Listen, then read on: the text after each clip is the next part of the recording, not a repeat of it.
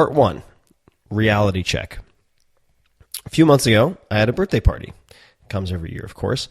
A dozen friends and I gathered for several days of wonderful sun, beach, and catching up. On the last day, however, I didn't get up until 11:30 a.m., knowing full well that the last remaining friends were leaving at 12 noon. I was afraid of being alone. Seems kind of silly, right? Like a child, I hid my head under the covers, literally, and hit snooze until reality couldn't be postponed any further. But why am I telling you this? What's the point of the story? That leads us to part 2.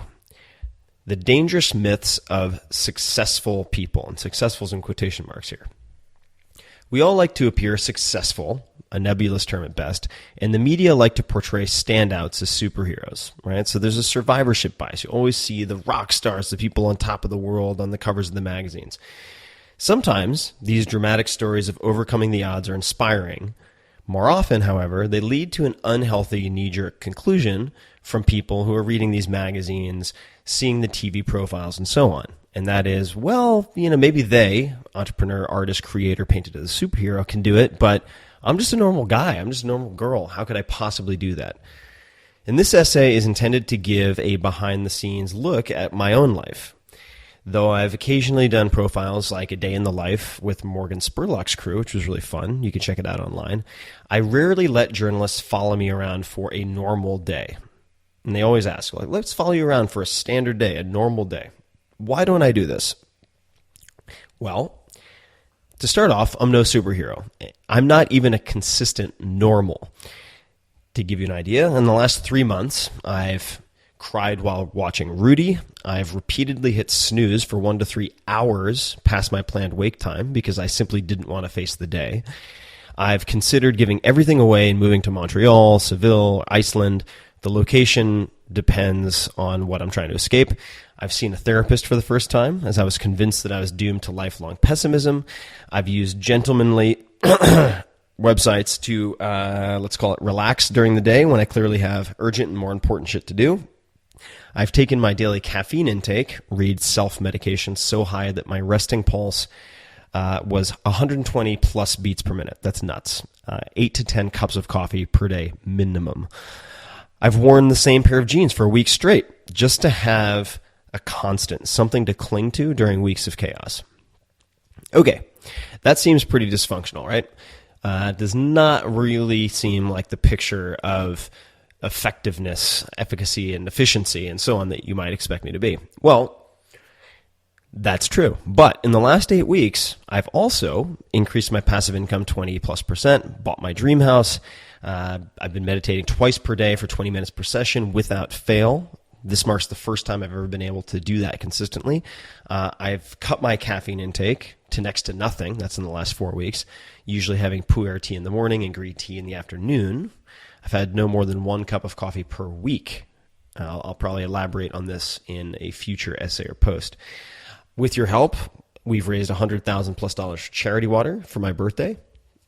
We've raised $250,000 in 53 minutes for a startup that I'm involved with. I signed one of the most exciting business deals of my life, certainly of the last 10 years anyway. I've added roughly 20 pounds of muscle after learning the pain and joy of high-rep front squats and topical DHEA courtesy of Patrick Arnold. You can check him out. He's a fascinating guy. I've transformed my blood work, realized once again that manic depressive symptoms are just part of entrepreneurship, and I've come to feel closer to all of my immediate family members. Okay, that's quite the laundry list, quite the mouthful. But that leads us to part 3. The point. What's the point of all this? Most superheroes are nothing of the sort. They're weird, neurotic creatures who do big things despite lots of self-defeating habits and self-talk, right? I'm no exception. That's me too. Personally, I suck at efficiency, doing things quickly, that is. Here's my coping mechanism, an 8-step process for maximizing efficacy instead, doing the right things, okay? Because hard work doesn't solve impotent goals and unclear priorities. It actually magnifies and multiplies all the problems. So I focus on efficacy, doing the right things. What are my 8 steps? Number 1, wake up at least 1 hour before you have to be at a computer screen. Email is the mind killer. Number 2, make a cup of tea, I like pu'er tea, and sit down with a pen or pencil and paper. Number 3, write down the 3 to 5 things and no more that are making you most anxious or uncomfortable. They're often things that have been punted from one day's to-do list to the next, to the next, to the next, and so on. The stuff you put off. Most important usually equals most uncomfortable. There's oftentimes some chance of rejection or conflict. So if you don't know what's most important, ask yourself, what is making me most uncomfortable? So for each of these 3 to 5 things that you've written down, I used a Post-it note typically because it's constrained. There's a limited amount of space.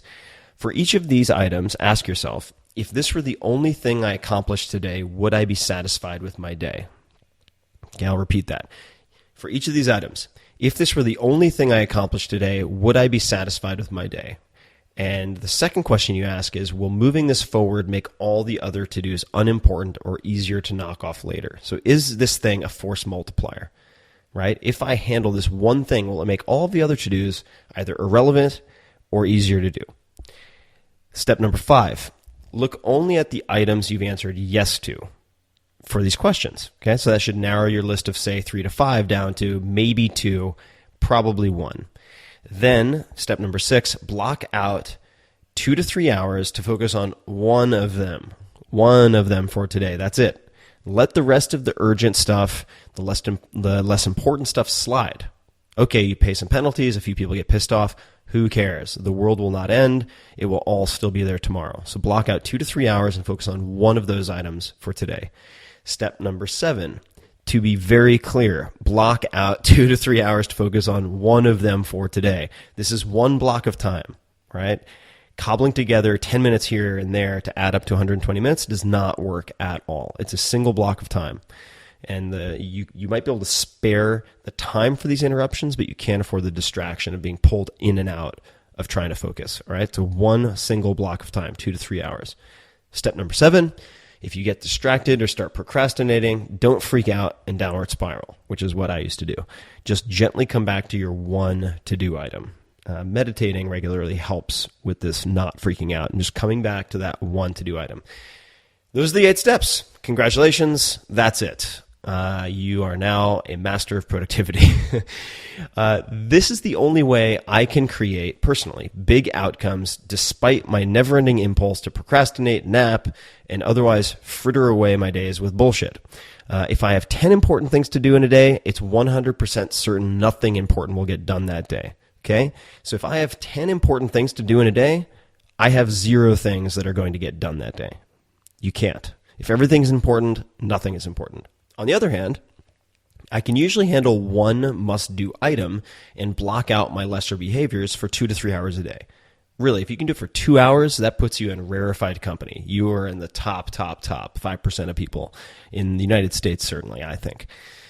It doesn't take much to seem superhuman and appear successful to nearly everyone around you. In fact, you just need one rule, and that is this. What you do is more important than how you do everything else. And doing something well does not make it important. I'll repeat that. What you do is more important than how you do it, and doing something well does not make it important. If you consistently feel the counterproductive need for volume and doing lots of stuff, working harder, but perhaps not with clear priorities, put the following bullets on a Post-it note. Bullet number 1. Being busy is a form of laziness, lazy thinking, and indiscriminate action. Being lazy is a form of busyness. That's not true. Being busy is a form of laziness, lazy thinking, and indiscriminate action. Bullet number 2, being busy is most often used as a guise for avoiding the few critically important but uncomfortable actions. Okay? Being busy is a form of laziness. Following up on that. And when, despite your best efforts, you feel like you're losing at the game of life, remember this. Even the best of the best feel this way sometimes. No one is 100% all the time. I haven't met them, at least.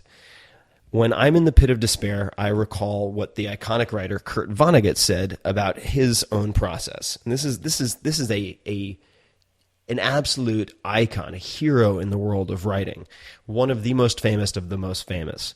And this is what he wrote. Quote, "When I write, I feel like an armless, legless man with a crayon in his mouth." End quote. Okay? So if the best of the best feel that way, you're allowed to feel that way too. Don't underestimate yourself. Don't overestimate the rest of the world. You are better than you think, and you are not alone.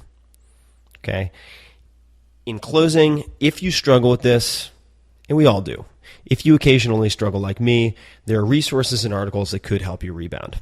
So you can go to, for instance, my blog, which is just 4hourblog.com, FOURHOURBLOG.com, and search for The Prescription for Self-Doubt or Harnessing Entrepreneurial Manic Depression. And you can also read other pieces by people, friends of mine I respect greatly, like Brad Feld, who's a world-class venture capitalist. He wrote a piece called 2 Root Causes of My Recent Depression, which is fantastic.